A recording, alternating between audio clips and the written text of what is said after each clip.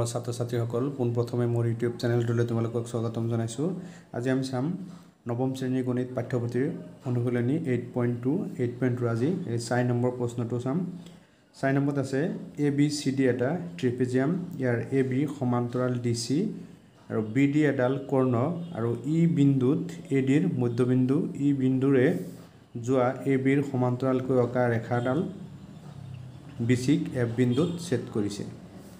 দেখুৱা যে F বিন্দুটো BCৰ মধ্যবিন্দু। প্ৰথম আমি এনেকৈ ABCD এটা ট্ৰেপিজিয়াম আঁকি ল'ম, য'ত AB সমান্তৰাল DC আৰু BD এডাল কৰ্ণ আৰু এই BD এডাল কৰ্ণ। তো আমি লিখি ল'লোঁ প্ৰথম যে দিয়া আছে ABCD এটা ট্ৰেপিজিয়াম, য'ত AB সমান্তৰাল DC, BD এডাল কৰ্ণ আৰু ADৰ মধ্যবিন্দু। ABৰ সমান্তৰালকৈ E বিন্দুৰ মাজেৰে টনা ৰেখাডালে BCক F বিন্দুত কটাকটি কৰিছে। এতিয়া BCক F বিন্দুত কি কৰিছে? কটাকটি কৰিছে। তো প্ৰমাণ কৰিব লাগে F BCৰ মধ্যবিন্দু।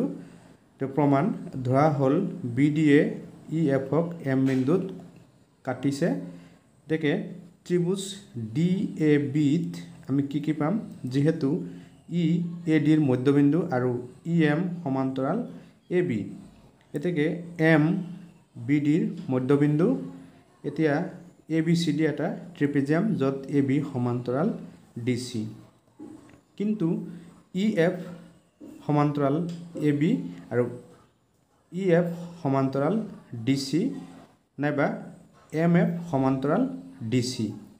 আকৌ ত্ৰিভুজ BDCত MBDৰ মধ্যবিন্দু আৰু MF DC সমান্তৰাল DC, এতেকে FBCৰ মধ্যবিন্দু। এতিয়া 6 নম্বৰ প্ৰশ্নটো চাওঁ। 6 নম্বৰত আছে ABCD সমান্তৰিকৰ E আৰু F বিন্দুত দুটা ক্ৰমে AB আৰু CD বাহুৰ মধ্যবিন্দু। দেখুৱা যে AF আৰু EC ৰেখাখণ্ডই BD কৰ্ণক সমানে ত্ৰিখণ্ডিত কৰে। প্ৰথম আমি ABCD এটা সমান্তৰিক আঁকি ল'ম। তাৰপিছত E আৰু F বিন্দু দুটা ক্ৰমে AB আৰু CD বাহুৰ মধ্যবিন্দু। আমি লিখি ল'ম সমাধান যে দিয়া আছে ABCD সমান্তৰিকত E আৰু F বিন্দুত দুটা ক্ৰমে AB আৰু CD বাহুৰ মধ্যবিন্দু। এতিয়া প্ৰমাণ কৰিব লাগে AF আৰু EC ৰেখাখণ্ডই BD কৰ্ণক ত্ৰিখণ্ডিত কৰিছে। এতিয়া প্ৰমাণ AB সমান্তৰাল DC, এতেকে AE সমান্তৰাল CF। এইটো আমি লিখি দিব পাৰি। এইটো সমান্তৰাল কিহৰ কাৰণে হ'ল? যে ABCD সমান্তৰিকৰ বিপৰীত বাহু। সমান্তৰিকৰ বিপৰীত বাহুবোৰ কি হয়? সমান আৰু সমান্তৰাল। আৰু AE সমান CF, ইয়াত সমানো হৈছে আৰু সমান্তৰালো হৈছে। ব্ৰেকেটত লিখি দিবা half of AB equal to half of CD। Half of AB equal to half of CD। এতেকে AECF এটা সমান্তৰিক। যদি সমান্তৰিক হয় তেতিয়া কি হ'ব? EC সমান্তৰাল AF, আমি ব্ৰেকেটত লিখি দিম AECF সমান্তৰিকৰ বিপৰীত বাহু। গতিকে ত্ৰিভুজ DQCত আমি কি পাম? FCDৰ মধ্যবিন্দু। এই Fটো কি হ'ব? CDৰ মধ্যবিন্দু। এইটো আমি 1 নম্বৰ নামাকৰণ দিম। আৰু EF সমান্তৰাল CQ, এতেকে PDQৰ মধ্যবিন্দু ব্ৰেকেটত লিখি দিম। যিহেতু EC সমান্তৰাল AE, এইটো ক'ৰ পৰা পালোঁ আমি? এই 1 নম্বৰ সমীকৰণৰ পৰা। ব্ৰেকেটত আমি লিখি দিম 1ৰ পৰা। এতিয়া আমি লিখিম অৰ্থাৎ DP সমান PQ। এইটো আমি 2 নম্বৰ নামাকৰণ কৰিম। যিহেতু EABৰ মধ্যবিন্দু আৰু EQ সমান্তৰাল AP, ব্ৰেকেটত লিখি দিম। যিহেতু EC সমান্তৰাল AF, আমি এইটো 1ৰ পৰা পালোঁ। আৰু এতেকে QBPৰ মধ্যবিন্দু অৰ্থাৎ BQ সমান PQ, এইটো আমি 3 নম্বৰ দিম।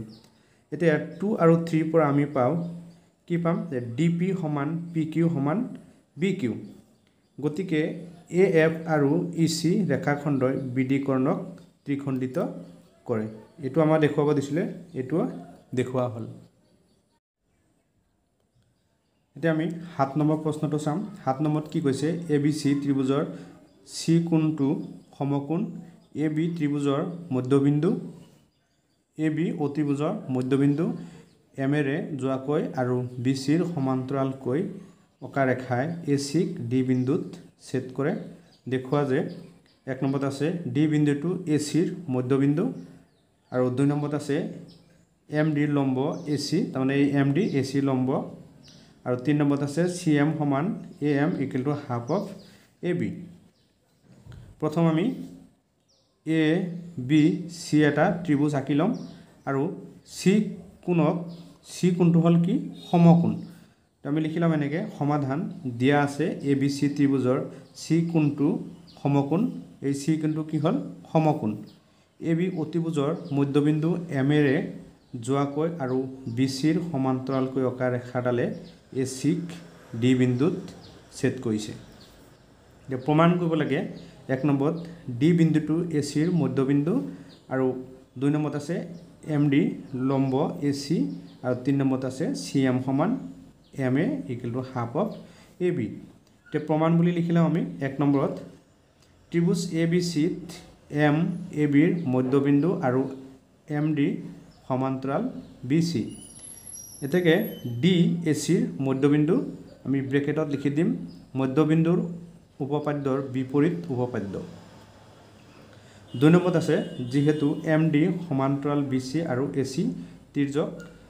এতেকে এংগল ADM সমান কি হ'ব এংগল ACB কাৰণ অনুৰূপ কোণবোৰ কি হয় সমান হয় নাইবা এংগল ADM সমান কিমান হ'ব 90 ডিগ্ৰী এটা আমি ব্ৰেকেটত লিখি দিম যেহেতু ABC সমান 90 ডিগ্ৰী এটো 1 নম্বৰ সমীকৰণ নামকৰণ কৰিম এতেকে MD লম্ব AC এটা 3 নম্বৰ এতিয়া angle ADM plus angle CDM সমান কিমান হ'ব 180 ডিগ্ৰী কাৰণ ৰৈখিক জোৰীয়া কোণৰ মান কিমান 180 ডিগ্ৰী